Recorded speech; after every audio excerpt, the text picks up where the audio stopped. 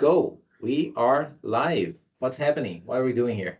We're back recording and we're back on the horse. We have been away for maybe 2 weeks now. Scheduling conflicts and such, but we're still at the beginning of the new year and doing the thing. I'm Claudio. You are? Matthew. All right. And what is this?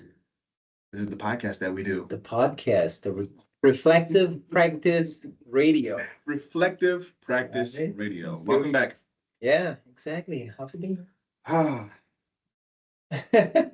I feel like the world that we work in is pretty chaotic.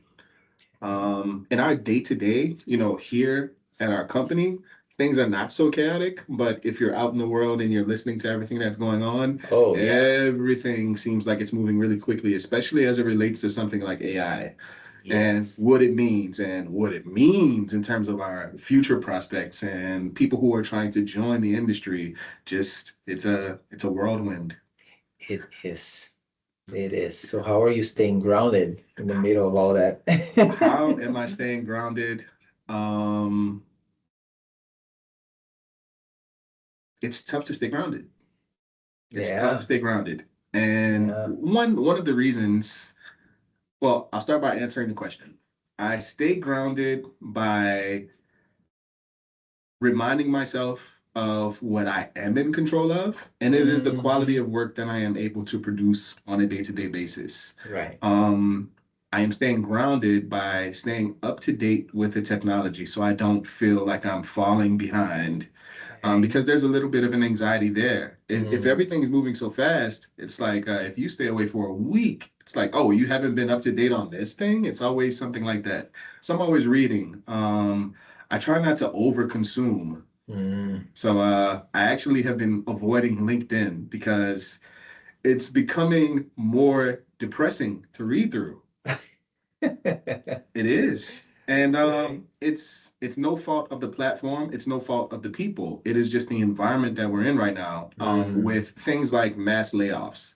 Just yesterday, and today is Thursday, January 29th. So just yesterday, Microsoft laid off 16,000 people. Okay. And thank you. No problem. They laid off 16,000 people. And some of the people who were laid off, they were making posts. And one of the most popular is a guy who's been working there for maybe a decade at this point. He was a level 7 engineer. I believe he was based out of Houston. And he's suggesting that the companies are using AI as something that they can hide behind as the reason that they're laying off all of these people. And maybe that's not the entire story. So there's lots of anxiety, especially when you have someone like this who's been in the industry for a while. He actually led some of the initiatives for AI at Microsoft, and he's let go. It's a worrying trend, is what I would say. Yeah. So how do I stay grounded in all of this? By understanding that whatever happens is something that will happen, and it's not in my control, the trajectory of this industry that we're in. Yeah. But it is in my control to create a good product, to come today every day, to be as optimistic as I can, to work with great people, to the degree that I can, be in a good mood and have a good attitude. Yeah. And learn as much as I can, not just from, videos or this new AI, but from other people. Yeah. I like it. How are you? Same boat. Well, it's it's something I realized. I don't remember if I mentioned last time, but up until say about a month ago or so, for say 2 months, I was subscribed to 2 newsletters related to AI things, right? Yes. Where I could just, the way I was consuming that, I was like quickly just like skimming over it. If there was something that's like, oh, this. Yes. And what would made me go like, oh, this, it was because it's like, oh, I really need that right now. Or I can see me using this a week from now. It's like, it's not something that's like, oh, it's so out there. It's like, no, I have something that I can take that and immediately use it. I have a use for it. Yes. right? So I did that for about 2 months. I gathered like a few good prompts, like they share some prompts, like, oh, to do this one thing here, like, taking a headshot and make it more professional. Yeah, Like, I've seen that. Yeah. Yeah, it's like that kind of stuff. Yeah. Just give me the prompt for that. That's all. I don't need anything fancier than that. Yeah. Or maybe like minor things, like maybe some sort of AI tool that I could experiment with that might apply to something that I was trying to do on my own. It's like, well, if somebody has already done the work, I'll just leverage that. Yes. Right? That's what I was on the lookout for, right? And then when I started experimenting with maybe was it Comet? Which one is the browser by ChatGPT? Oh man, I have not used that browser yet. Yeah. Yeah, I have not. I think it's because there's Comet, there's another one that starts with an A. Atlas, maybe? Atlas may be the one that you're thinking of. Okay, and maybe Yes. Comet is the one from Perplexity. Maybe. Okay. It's one of those. Like I know I installed both. I was experimenting with it and I said, well, okay, so the ChatGPT one, the premise is that if I'm logged in with my account, Yeah. it knows stuff from my memory. So I thought, oh, it would be great if I could have it just look at those newsletters coming in, right? And then just bringing to my attention, hey, out of this week's newsletters, Yeah. these are the things that you've been jotting about, journaling about, writing blog posts about. So you may be interested in these things. Yes. Right? Well, I couldn't maybe I spent overall like an hour setting that up and trying it out. I couldn't get good results from it. Couldn't get it to do that. And as part of that, what I had done was to set a filter or rule in my Gmail account so that those newsletters they would skip my inbox. They would go straight to a newsletters folder. Nice. And that newsletters folder is sitting there right now with hundreds of emails, and I'm like, it's like I am not checking. I had changed that, and then my experiment was like, okay, if it's not in my site, will I care? No. Like, no. Am I missing anything? Like, honestly, I've been living my life. I've been like way more productive than I've ever been in my life. Yeah. Without having to get caught up with all of the new, everything is better than yesterday, everything is destroying everything that came up yesterday that was the ultimate way to actually do things. Yeah. I don't need any of that. I guess I'm getting too old for that, man. I don't know if it is. I mean, maybe that that is your perspective that you're getting too old, but I think just in the age that we live in, where there is this oversaturation of information, new data all day long, especially if you're on something like social media, where I describe it as something like never-ending context switching.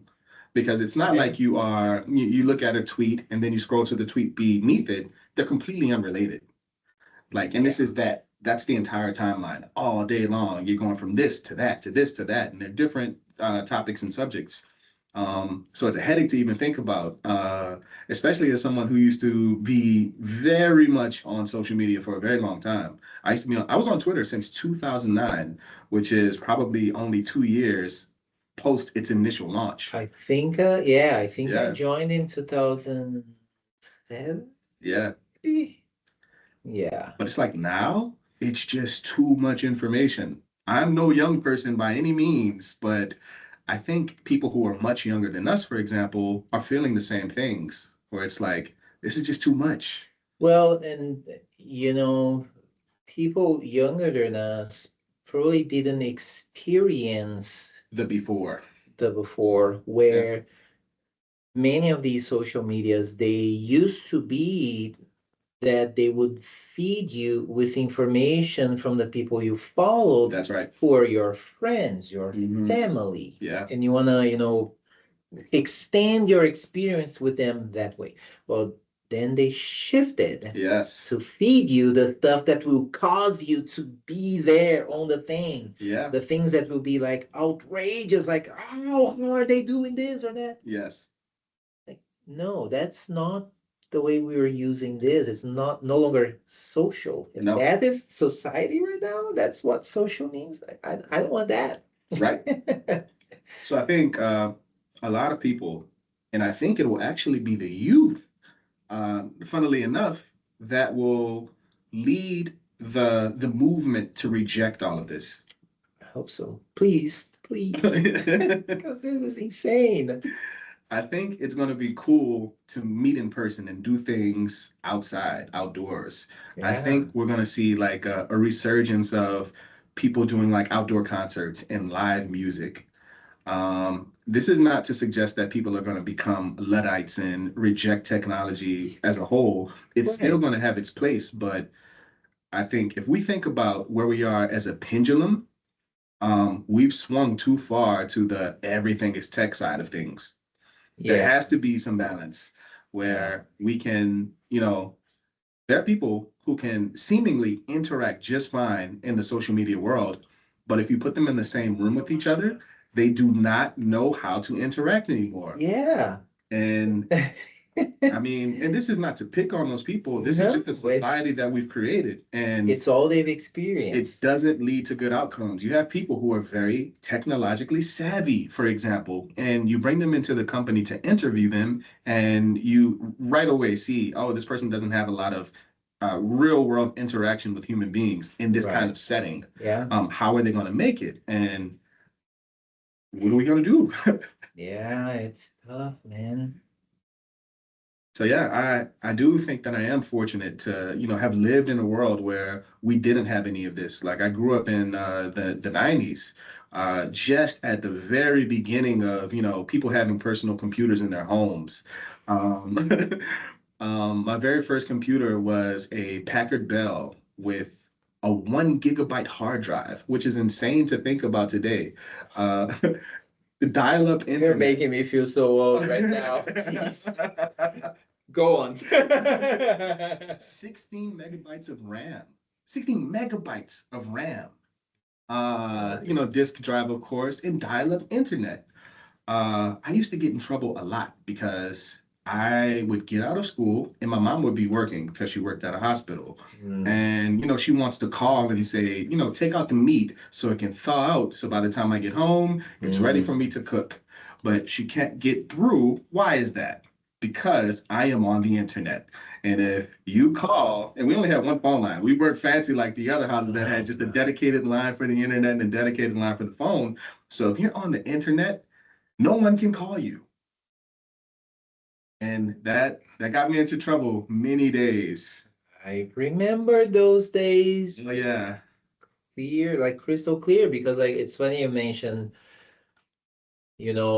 like one of my oldest memories with computers, and I had already been using computers maybe for 3 or 4 years before that, but I remember working at this company and we were going to be receiving our brand new server, computer server, like banking new with this amazingly huge hard drive.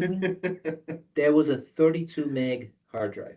What? 32 meg. That was like, we were like, oh, we need a server because we don't have room anymore to store all this data. Yes. Oh, the new one is coming in. 32 megs. Dude, can't beat that. Yes. I remember that. Like I remember it's like receiving the computer, putting it all together, configuring the network. We were using Novell network. I forgot. I think it was called Novell network back then. And configuring that for hours, floppy disks, like 12 floppy disks, install the whole thing. That's the kind of stuff I remember. And the things with the dial-up and having two landlines, one dedicated to internet.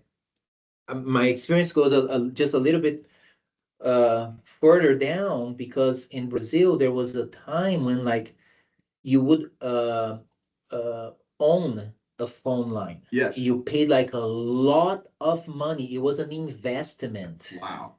Like the same way it's like, oh, I'm gonna buy a house, a car. I'm gonna buy a phone, a landline. It was an investment because it was that expensive. Wow. Yeah. So I started working full time as a teenager, right? I was 14 when I started working full time, and I'm already like saving my money and doing and around that time it was still like Brazil going through hyperinflation, and I'm finding ways, learning ways to control my own personal finances, my cash flow, and all of that. And I'm like saving some money here and there.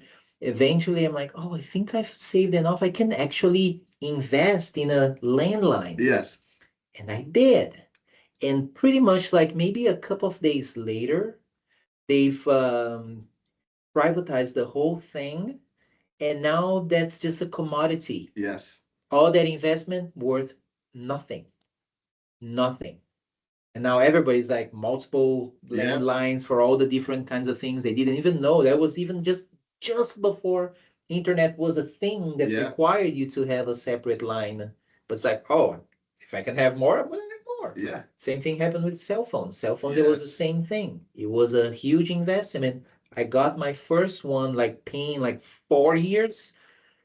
And then the thing, it's like, oh no, you just pay, for the phone and whatever service fee. And it's like, you're kidding me? But that's just how it is. That is. Man, you took me back with floppy disks. Yeah. Each floppy disk, only 2.5 megabytes of memory on those things. I was thinking that the smaller one, I forgot the three, because yes, the I remember 2.5. the big, the five. Oh, you're thinking of the bigger one. Yeah. So that's probably even less memory. It's less memory? Yes. Yeah, those are the ones I remember, not the smaller one, the slightly bigger, not the biggest, because I didn't get to use those, but I think it was like 514 or whatever. Oh yeah, a lot of them, like installing like network, installing MS-DOS. Next one. Did you get to use the zip drive from iOmega? Yes. Okay. Oh yeah, that was new technology, man. After all of those floppy disks. Yeah. Yeah, I used to use that. Before that I used what is it, the DAT, the DAT tape. Yeah. I used to do that for backups as well, because the little floppy disks, it's like there's only so much. You would see like the computer backups, and we had like a batch of those floppy disks. So funny story, like this is early 90s. This is when AOL came around, America Online. They would send out floppy disks in the mail, and each floppy disk would have 30 days of free internet. I think I got kind of like the tail end of that when I moved in 2002. Oh yeah, you got definitely the tail end. Definitely the tail end. So these floppy disks would be sent in the mail, and we had a computer at the time, of course, and my dad was a poet. This is what he would do like in his free time, and we would use the internet from these floppy disks, and he would erase the floppy disk and replace it with all of his poems. So he has a large notebook filled with these floppy disks. And it's a staple of my childhood. Yeah. Yeah, that period. It is fascinating. I do like the talk I gave on an Improving Talk webinar yesterday. It makes me think of those things, because as I use AI for a lot of stuff, I think of myself. I'm thankful that I've lived through those things, because where AI is really helping me is where I can apply it to a tested process that have taken me a long time to internalize that, to get used to it, and to see the process stable and tools coming and going, and going. It's like, okay, what is a new tool? Okay, does it fit? No, I don't care. Yeah. Because I'm rooted, I'm grounded on my process. Yes. So that has been my thing. When I see all of these new tools coming and going, say, okay, that tool, does it fit anywhere in this process? If it does, I'm going to give it a shot. Yes. If it doesn't, it's like, why bother? Why bother? Yeah. I am not going to bother. Otherwise, for anything, if I find myself like trying to follow the ice cream truck every time it's coming by, I get tired. And that's what we were presented with. Like, oh, so many ice cream trucks. Which one are you gonna chase after? You get tired, right? And Wow.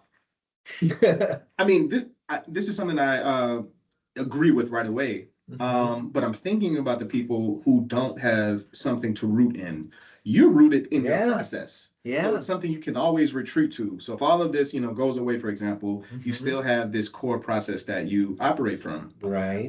But if you don't have that, then you're always trying something new. And if it, doesn't work out, you abandon that thing, but you return to what?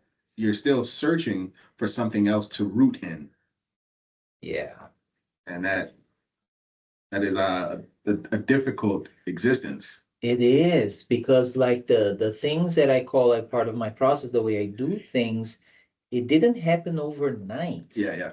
Right? It's been evolving year after year, decade after decade.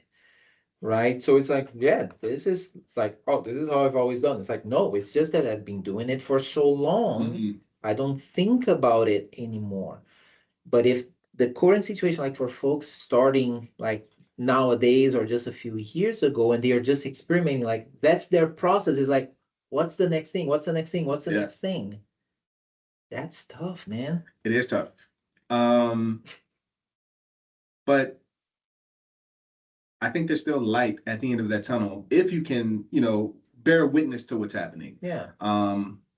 After so much experimentation and saying, I've tried this, I've tried that, you have to take something away from it to say, hey, this works for me, and I want this to be a part of what I continue to do, even if it's not with this tool. This is something that I've found to be very valuable, and it is a part of the core operating process. Because you're linking that to something else, not to the tool itself. Yes. Right? There's a bigger purpose for the thing. Correct. Hmm. I was talking last week to someone here in the office, and this might have been Friday, and tomorrow's Friday, so about 6 or so days ago. And we're talking about computer science, especially as it's taught in at the college level. Okay. And how it has to change in a response to the way the world is shaped now. Like students having access to ChatGPT, for example. And instead of having to learn in the ways that students of the past had to, they have an escape hatch. If they're sent home with homework, they don't have to wrestle with the material and grapple with it in the ways that students of the past had to. They can take the assignment, put it into some text box, say, explain this to me and do it for me, and it's done. Without having to ever, really, really grok the material. They don't have to ever understand it at a core level to pass their assignments. So my position is that school is lagging in terms of being able to keep up with where the industry is. So what this means is, because the students do have access to these tools, and they are naturally going to be learning in different ways than what has been tried and true in the past. We have to respond to that by modifying the way these courses are taught. Yes, that resonates with me so much, because I didn't go to college. Yeah. Right. So that's an experience that I do not have. As I said, as a 14-year-old working full time, I learned it's like street smart. Yes. For me, right? So I remember when I did go to high school, what in Brazil was called like technical high school. So instead of doing 3 years, I would do 4 years. Yeah. And half of that, most of the disciplines would be related to computer science, right? But it was not the same thing as college, right?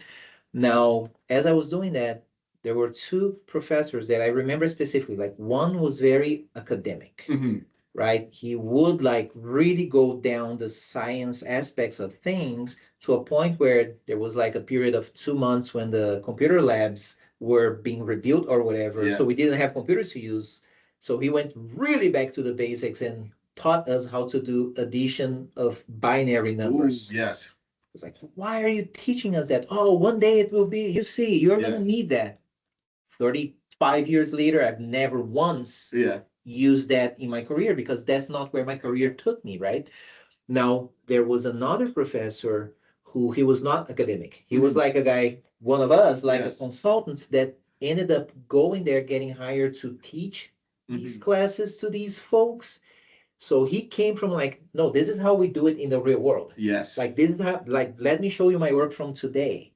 Right. So when he was showing me like programming at the time in analysis, right? Software analysis, breaking down problems and solving with algorithms and stuff, he was showing us like real world stuff, not, academic stuff. And that really resonated with me. Yes. Right. That's where I guess I got to experience with like public speaking the way that I've been doing for many years now.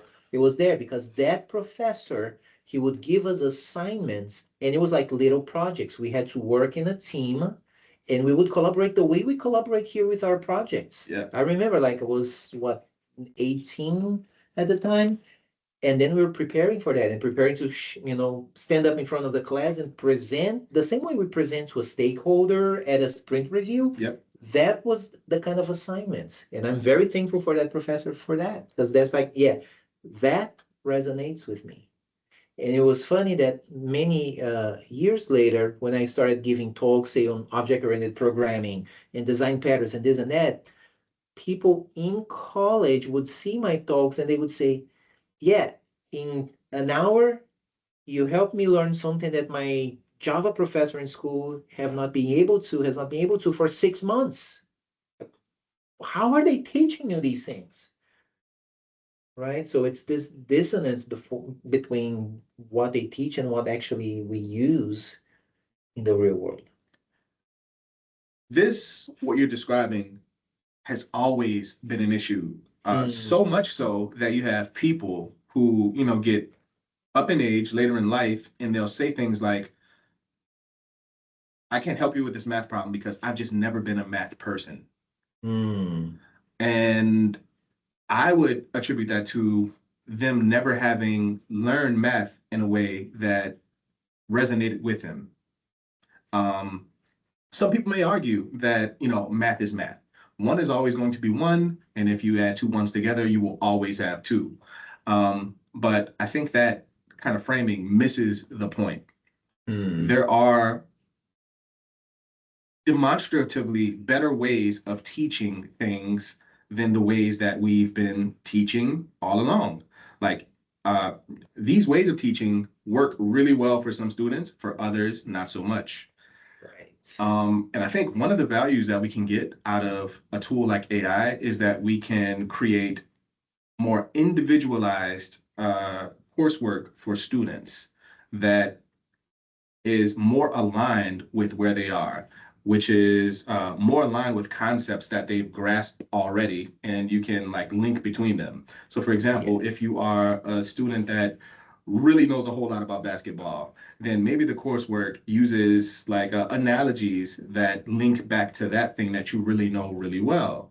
And if we can do this at the individual level, instead of trying this one-size-off solution that we've been doing, I think we get better outcomes. I agree. Like it's this linking to something you already know that I think a lot of people miss. Yes. Because it's not just the and we've talked about this before, it's not just the how people learn, whether it's like auditorium or aesthetic is the word. Like you have to do it with your own hands to learn, right? That's one thing. The other thing that really has been resonated, has been up here in my mind for the last 2 or 3 years is how people think. Yes. It's not just how they consume the information to learn, but once they've been exposed to it, how are they connecting? How are they thinking through to make their own connections? That is the part that, like, if we can crack that code, like the example you gave, like, and this I see a lot. If I'm reading any kind of like book, there was a book that I've read that I loved it, Mindset. Okay. Right? It's a book where the author talked about the growth mindset versus the fixed mindset. Great book, but there are chunks of pages that I went through it because she was using analogies in sports that don't connect with me. She's mentioning people like famous sports people in those sports that I'm like, people. yeah, like if you say, oh, here's the Michael Jordan of whatever. It's like, okay, Michael, I have this like, yeah, here's the top. I saw some photos and some footage. Yeah, the guy was magic, amazing. It's like I have that connection. But if you say, oh, it's the Joe and whatever in baseball, I'm like, because they say, oh, kind of like this person in baseball. I'm like, is that good or bad? I have no frame of reference, so I disconnect. I completely disconnect when I run into content like that. So if they're talking about baseball, American football, some other sports like that, that people take golf, that people take for granted, that others would know, I disconnect. As soon as I start seeing, oh, that's where they're gonna go, I'm checking out. Yes. This is interesting because I mean, just because of the way society is shaped, we are very diverse society. We have people from all across the globe, and when they come here, we speak to the audience of people who are most familiar with the culture. So, for example, if we make the comparison of this person is like the Michael Jordan of that thing, it's with the expectation that the majority of the readers will understand the connection there. They'll understand who Michael Jordan is, and they will say, oh, we can attribute these things to him in his respective field because Michael Jordan is, one of the best to have ever done it. So in science, he is the best to have ever done it, for example. But how do we handle this for people who are coming from outside of the culture and they're here and they're reading material that is directed to people who already have like a shared understanding? That's interesting. So, yes, two books or authors that come to mind. I've read a book a couple of years ago called How Clients Buy. Like, great lessons there, good material, but for me, that book could be a third of what it was because the other two-thirds, it was like the authors talking about like how everybody went to college, everybody knows these things. And it's like, I didn't go to college, I have no idea what you're talking about. Or like dropping cultural references that's probably for like person who was born in a certain place during a certain period of time, and those cultural figures made sense to them. So it's like, who are you really, like, you're not selling me into your content right now. And the title of the book is How Clients Buy. It's like, I'm not buying your book for that. I'm buying your book because somebody else recommended the book. But the other author that I think really nailed is Derek Sivers. Because he said that there's a lot of people, a lot of his readers, that they reach out to him to thank him for the way he writes, because he writes in very clean, clear, terse English. And he said, like, what is the world most spoken in language? I believe the answer is Mandarin Chinese. Right?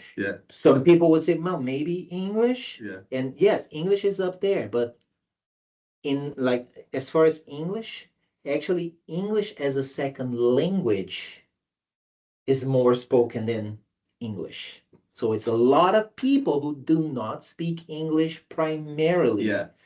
So he writes for those people to make sure that, if English is your second language, you don't have to look up. And then the example that he mentions is, oh, I'm going to give you my 2 cents. What does that mean? Right. Like, unless you know. And I've learned to use it here because it's okay, I've seen people use that in that context. And eventually I figured out this is what it means. But like, where does that come from? Why doesn't make sense? So he makes a point not to use expressions like that, because it's like, no, if I want to like reach a wide audience, I need to keep that in mind.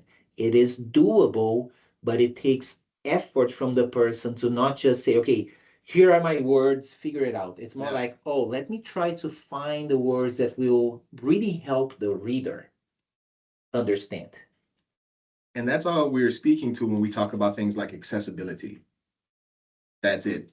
Yeah. When we're building out a web page, for example, like Yeah. all of the people who are consuming this web page are not site enabled, for example. They may not be able to see and interact with your page in the way that someone would if they have vision. Yeah. So we have to consider them, and we have ways of building now where we can consider the people who do not have sight. But it's almost always an afterthought. Yeah. It's always an afterthought. Yeah, because it's the whole thing, right? It's really it's a skill that's so important that not everybody is aware of and not everybody tries to practice, which is to try to see things through somebody else's perspective. Yeah. Like if you want to really help somebody else, you have to see it through their perspective, not make them understand your perspective. It's like, well, that you may make that work, but it's not the easiest path at all. Right. Hmm. So I wonder, just to tie this back to I think there are ways that we can take existing material and make it more accessible without having to go through the process of having an author rewrite their entire book. So the book you read, for example, that's making references to all of these other people. Let's imagine a new paradigm where before you read a book, we capture a profile on who you are as you and your lived experiences. And when you read a book and there are references like this, we can say, oh, he's from Sao Paulo. So we can reference people that he recognizes and knows from his own lived experience. And now this chapter that you're reading, you don't have to like gloss over like, oh, this does not apply to me. I'm checking out as I'm still reading through it, but I'm not, really grasping the information because I don't really understand the comparison that's being made here. Now, because it's someone you recognize, oh, this is what they mean. Of course, you can always stop to say, okay, let me look up Michael Jordan and see what he's done and understand the gravity of his accomplishments and compare it to this other person. Oh, right. So she's meaning that Michael Jordan is really good. So this guy who's a scientist is also really good. And instead of having to be taken out of that, book to do all of that legwork to arrive back at the book and say, okay, I now understand Michael Jordan, maybe we can streamline that process where you don't even see Michael Jordan's name. You see somebody who you recognize from Brazil and you go from there. And it happens, I have seen that in, because I've, like a lot of my English comes from watching the sitcoms Friends and Seinfeld back in the, mid 90s, right? Yeah. Because I would watch it and I would make a point to watch it with the original audio and with the subtitles in English. Yes. So I could, I heard a word, that's what it looks like. Yeah. And I made those connections. So there were jokes that I'm like, okay, I hear the laughter, but I don't understand why that joke is a thing. Yeah. And then after years of living here, going back and watching some of those shows, then it's like, no, it's funny. Yeah. But then I got to see like some friends in Brazil watching the show in Portuguese, and then I saw how they translated, applying that. Like, if we translate it like this, people go like, how is that funny? Right? Like a typical case is if you tell anybody here, oh man, that show is horrible. It's kind of like Jerry Springer. Yeah. Like at the time when I first heard the name, I'm like, I have no idea who that person is. Right. But I know the Brazilian counterpart that does the same kind of show. Okay. But I didn't know at first. Yeah. So that's where that translation would come in handy. Yeah. And a lot is unfortunately lost in translation. A lot. Yeah. But we can do better, is the point. We can do better. That was when I taught my class for our AI summer camp last year for the high school kids. One of the examples that I showed and I mentioned, I said, look, I know nothing about American football other than they don't play with their feet and that does not look like a ball the way I know it. But even though I was born in Brazil, I'm not well versed in soccer, but that because I lived in that, I actually understand the rules and the plays and this and that. So one of my examples was using AI Studio to create some sort of app to explain American football to me through a soccer perspective. Yes. Like if you draw those connections, kind of like this, like, okay, that will help me. There was one example that I gave to like, oh, this is how you could build something useful that can help other people. Even if you have the knowledge of that context, if you translate it into something that looks like something that they know, that they recognize, boom, the communication can go on from that. That was like the Brazilian card game that I showed yesterday. That was one of my things. Like, yeah, I've never played this Brazilian card game in the US speaking English to anybody. It's been a few decades since I played the game. So I thought if I had to ask, like hire, say, somebody in the US to build that game, a computer version of that game, how am I going to explain that exactly? Because I don't know exactly how to start. Yeah. Because like even playing card games, I haven't played much in the last several years.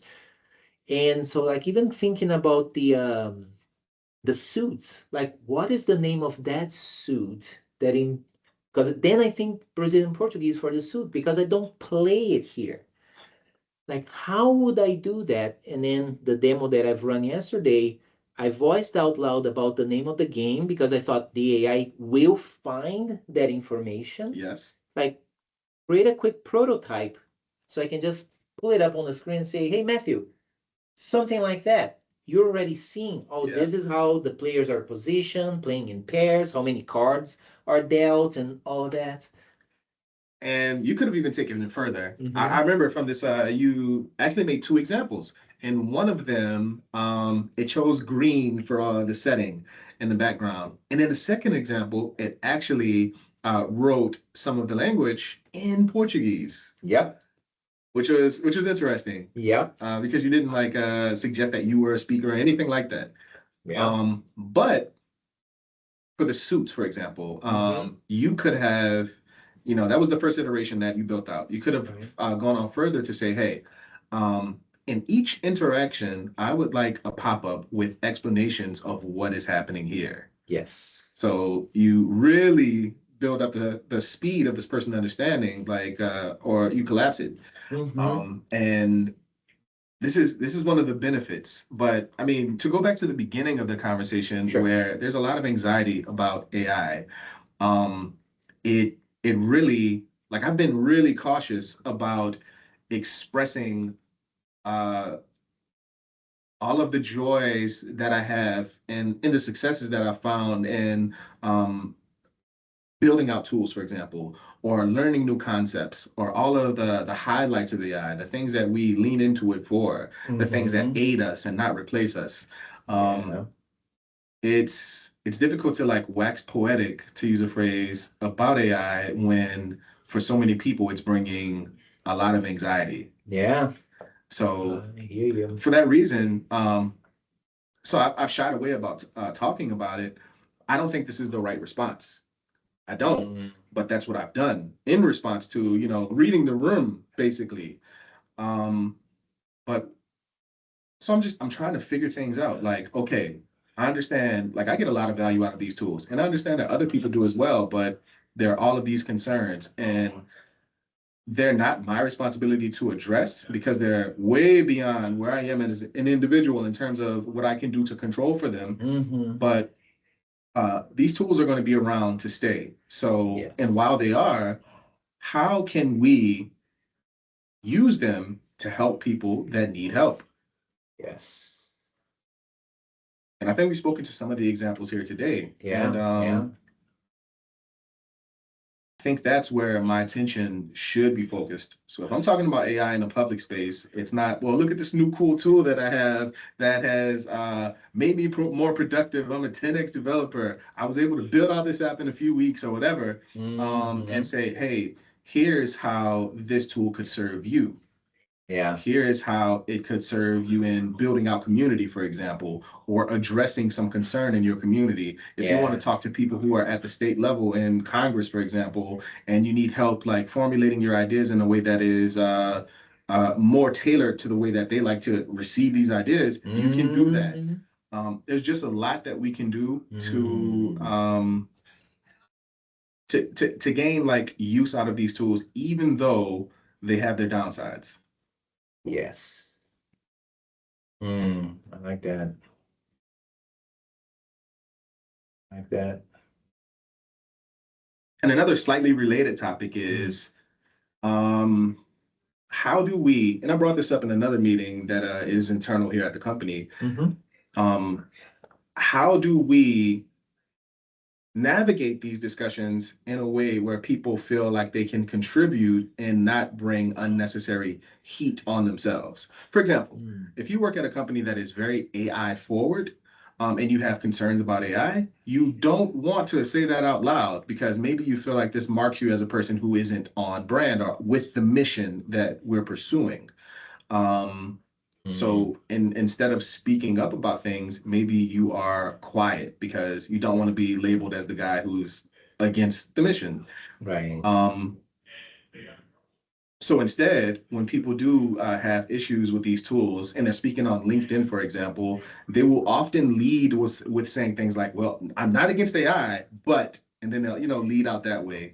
And I think when we're always trying to like tailor our speech as to not offend or like draw a certain kind of scrutiny, it harms the way we're able to be transparent about how we feel. Yeah, thanks for voicing that. A book that I'm currently halfway through, roughly, it's Principles by Ray Dalio. Yeah. And he talks about radical transparency. That's how he built his company that's been around for, I guess, almost 50 years now, Bridgewater. And that was their thing, radical transparency, right? It's not full transparency because there are situations where, because they are a public company, there are things that, like, if leaked, it's just going to cause havoc. And it's going to harm the company, perhaps. Yeah. But beyond that, it's like radical transparency so that people feel empowered to share their voices. Yeah. He talks about like building that environment. It was part of their principles as a company to make sure that everybody could share their voices, right, without any kind of negative impact to the person. Yes. Right. It's a collective thing. And like the things that we're currently talking about, like recording meetings so that we can use the transcription to do better things. Yes. Well, he talks about that because he was doing that way before all of the things. And that was one of the things in his company. Every single meeting, they have tape recording for everything. Yeah. Because that's how they grew their knowledge base. I mean, it's almost silly to not record any meeting of importance, in my opinion. I agree. I agree. Taking notes in those meetings, sure, we're able to capture some important details, but what if there was a way where we could capture everything? And there is, and there has been for decades now. And we've just been leaving all of this valuable information on the table in exchange for like a summary, if you will, of the meeting, because that's what notes are. Like you're capturing important highlights, for example, but there are bits that maybe you feel are unimportant now that may have import later, and we're just leaving it on the table because we're not recording the meeting. Sure, there are concerns there. Some people may feel like I don't want to say something now, and people feel like I'm married to this idea, and they don't know how I've evolved on the topic in the future. Like these are all valid concerns, but if you're working in a high trust environment, these concerns are not so. If you're working in a high trust environment, they're not so concerning as they would if you're in a more volatile environment. Yeah. That's exactly right. Yeah, I've been thinking about those things a lot because it's like you gather the data as you understand it might become useful, right? Turning to something useful in the future, then acknowledging the passage of time. Yeah. Right? So that as you look back, if you capture the data is there. You look back, the data is not going to change. It's the way you interpret the data that will change. It has to change because you've learned since then. That's right. Right? And that's something I've been thinking a lot about.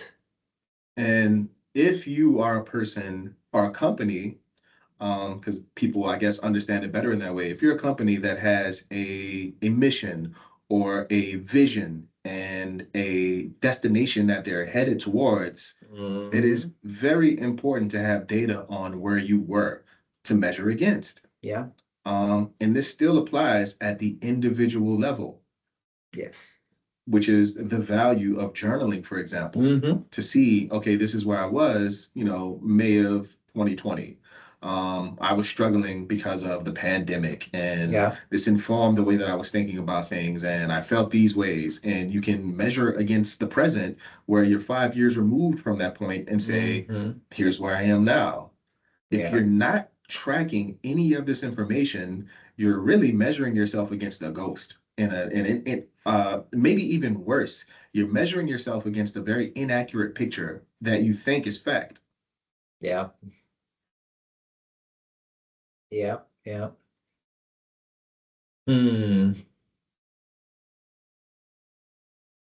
Yeah. I like that. And I've been thinking along those lines from the standpoint of event sourcing, right? That's what like event sourcing is about. You track the events that have happened, you track, whichever data you have associated with that event that you believe is, pertinent to the thing. Yes. Right? You may not track every single thing because it's like, well, maybe we're tracking that the podcast recording has started. Yes. We haven't tracked like, oh, there is a frame there with, NASA stuff because it does not pertain here. It's data that's available. We didn't capture because like, well, what does that have to do with this? Then in the future, we analyze this data. We may look back and say, well, maybe that information could be helpful to understand the acoustics and how that affects the acoustics. And that's why the audio recording came out this way. Because at the time we didn't know. Right. Right? The data hasn't changed what we captured.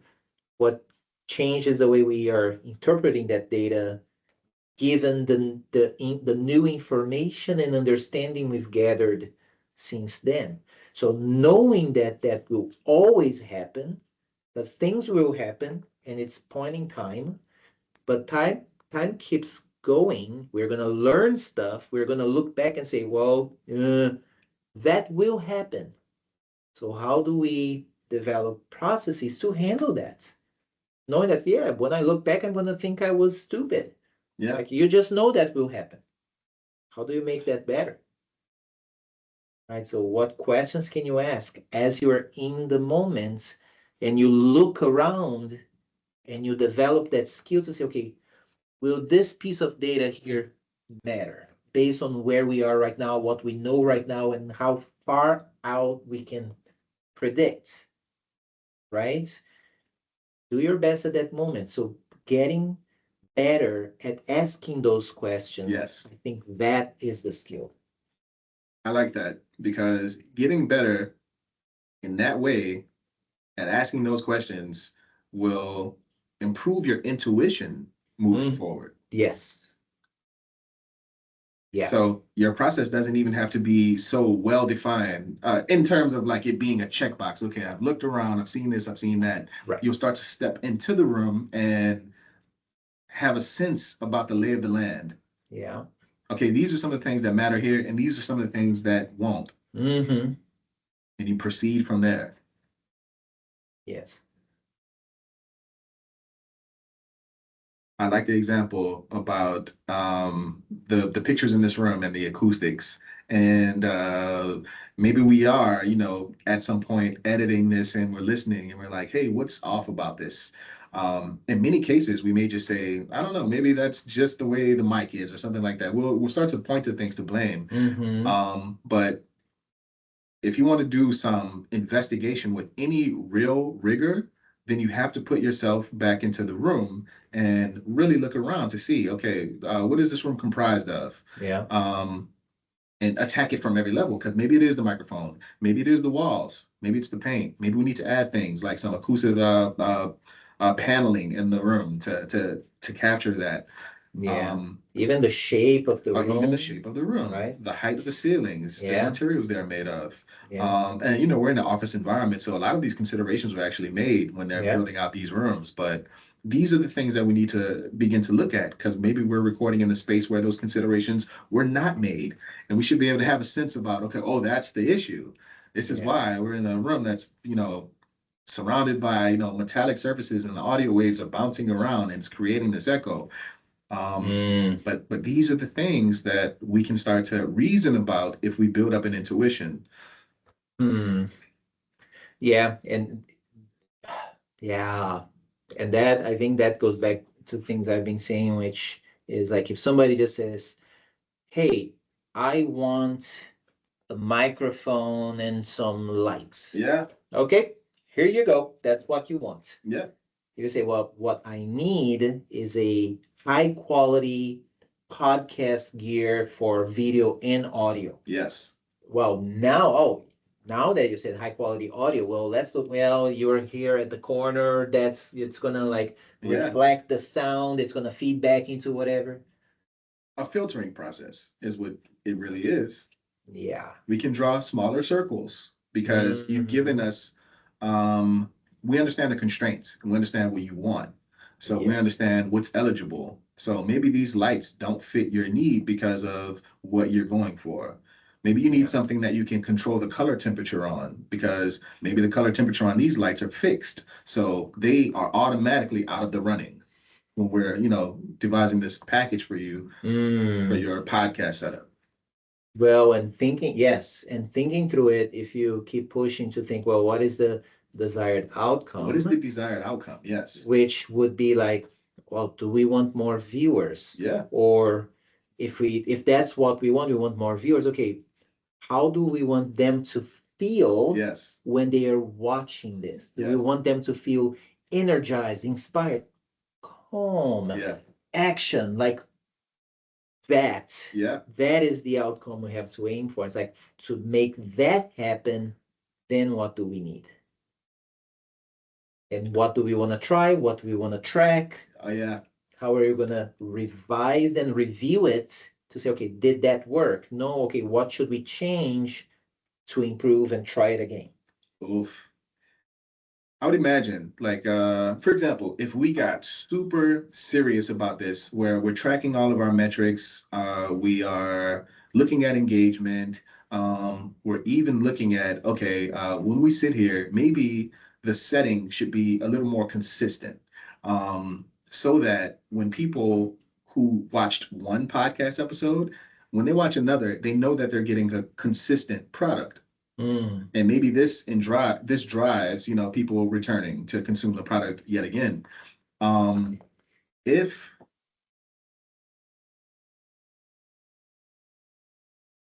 I guess what I'm getting at here is these are really difficult things to measure. Like if the goal is I want to get more viewers, because people are fickle.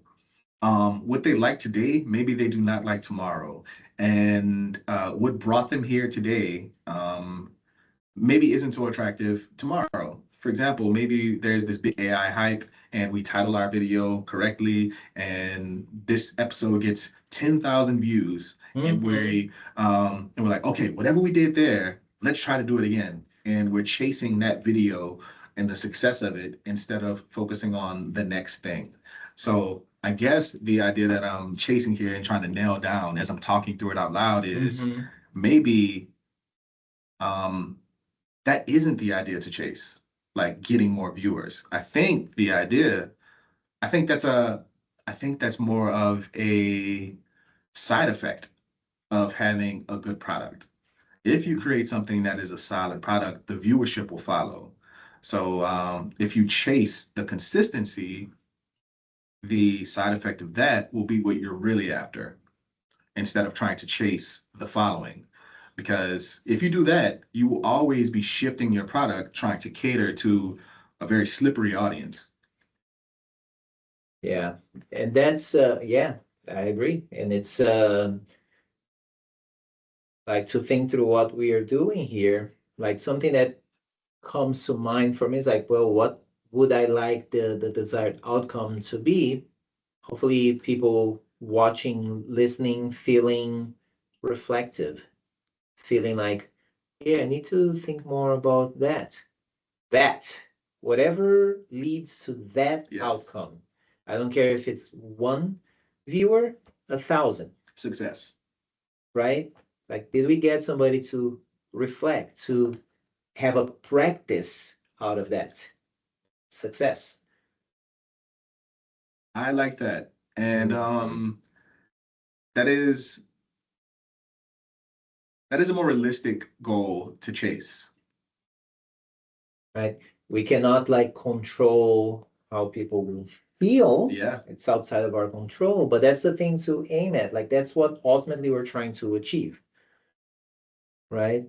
Hard to measure. Like there are ways to measure, such as, hey, fill out this survey form. Yes. Tell us like, thumbs up, thumbs down, or little smiley face or whatever, to get a ballpark. Yes. Right? Is it anywhere near?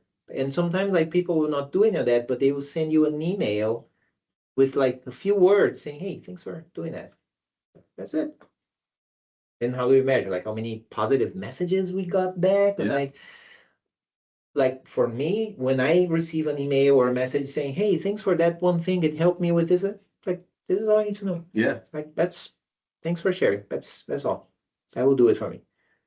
Right? It's not reshaping the way you do the operation. Correct. Yeah. Correct. Right.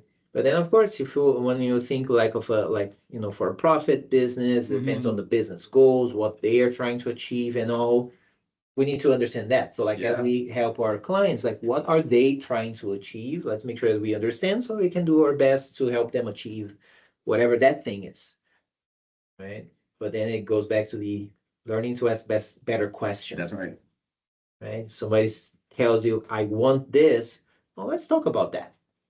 Right. And connect the wants to the needs. Connecting the wants to the needs. As we close out, maybe that is something to ponder on. Ways to do this better, connecting the wants to the needs. And in order to be able to do that, you have to understand the wants. And to understand the wants, you have to ask better questions. And you have to have some process of evaluating the questions that you're asking to know whether or not they're good.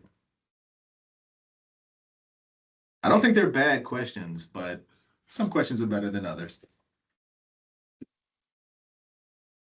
Given the setting, for example, if you're in a meeting with clients, you got from 1 p.m. to 2 p.m. to ask the best questions in that window. So some questions weigh more than others in that context. How do you measure or evaluate whether a question is good or bad? Do you think we should use React for this project, Mr. Client? Will that question get us closer to the end goal? I don't think so. So it doesn't matter. That's how we evaluate. Right?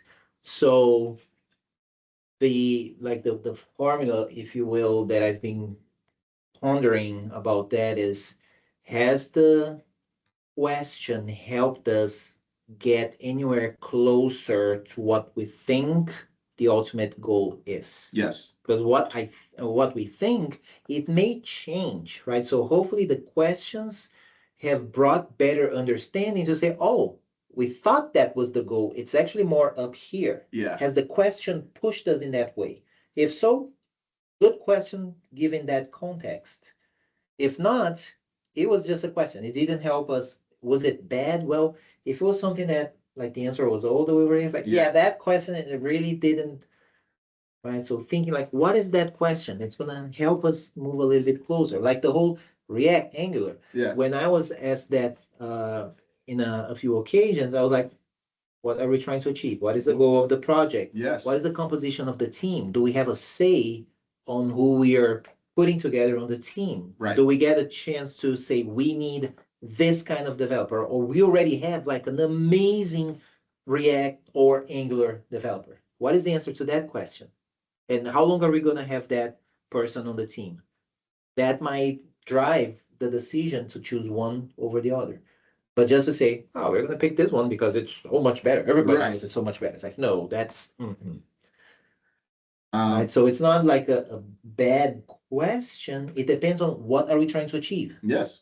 So in that, with that association, will it help us get anywhere closer? Will it help us get anywhere closer? I think this brings to mind the idea for a tool that can enhance our processes. Because we are recording calls now, especially with clients, we can do something about the evaluation of the questions that we're asking. Yeah. Because the example that you're using, you're like, where is this in terms of its alignment with what we're trying to ultimately achieve? And we can visually plot this now. Ooh. So if this question is off the charts in terms of where it lands and its distance from what we really want to know here, then we can start to shape better questions in that way. That's one of the ways we can do it. Ooh, I love that. Because, yeah, with the transcript, hopefully by the end of the call, we are somewhere closer to whatever. Yeah. We can run some analysis and say, okay, check the questions. Which were the questions that got us there? Yes. And which were the questions that did not? And we can visualize it. Oh, I'm gonna experiment with that 100%. Yeah. That is great.